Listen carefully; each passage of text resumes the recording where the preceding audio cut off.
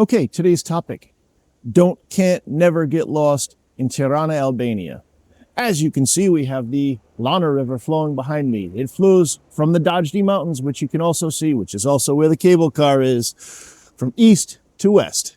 So if the water is traveling towards you, you're facing east. If the water is flowing away from you, you're facing west. If it's flowing from your right to your left, you're facing north. If the water is flowing from your left to your right, you are facing south.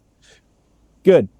To the east of my location, right? So the main part of the city is west of the pyramid and Skanderbeg Square.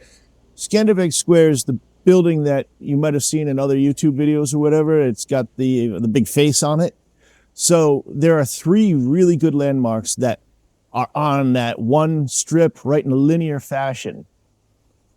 It starts with Skanderbeg Square on the north, and then as you move south, you see the pyramid. And then if you go in the same straight line on the same road, you will smack right into the Grand Park, which is what people refer to as being the artificial lake. GPS doesn't work so much here.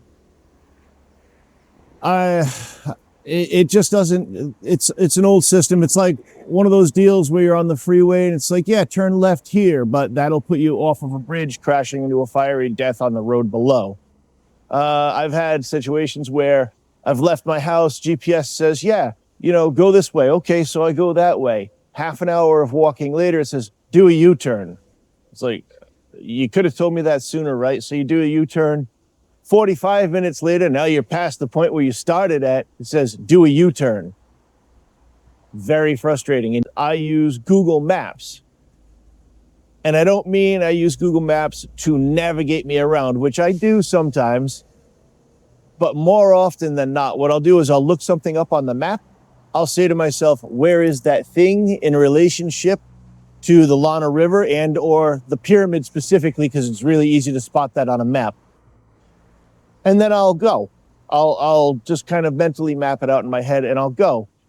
And what I use specifically is Google My Maps. Google My Maps is like Google Maps, but it's not the same thing. So don't get confused by the similar names and the similar looking platform. Google My Maps is a personalized map that you have to sign into. They don't have an app for it. They used to, they no longer do. But with Google My Maps, you can drop pins that are permanent and you can label the pins. You can't label them from a handheld device. You have to label them from, a desktop or a laptop, whatever. But every time I go somewhere, like say I take my bike and I ride it far out into some mountain in some distant land, the further away I go, whenever I hit that furthest point, I always drop a pin. And then later when I come home, I'll label that pin. This is the day I went to this mountain or this river or the lake or a bar or whatever the case may be. This has been extremely helpful in terms of figuring out how much distance I've traveled in relationship to how big the place is.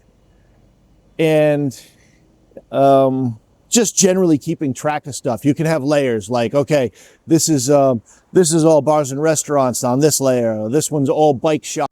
So to cap it all off, I think of the city of Tirana in relationship to GPS like it's a giant shape of a T. You have the Lana River that flows from east to west.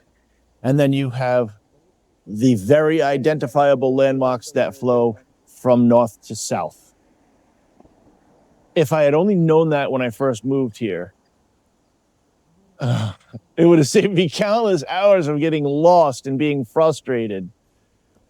So there you go. There's my gift to you.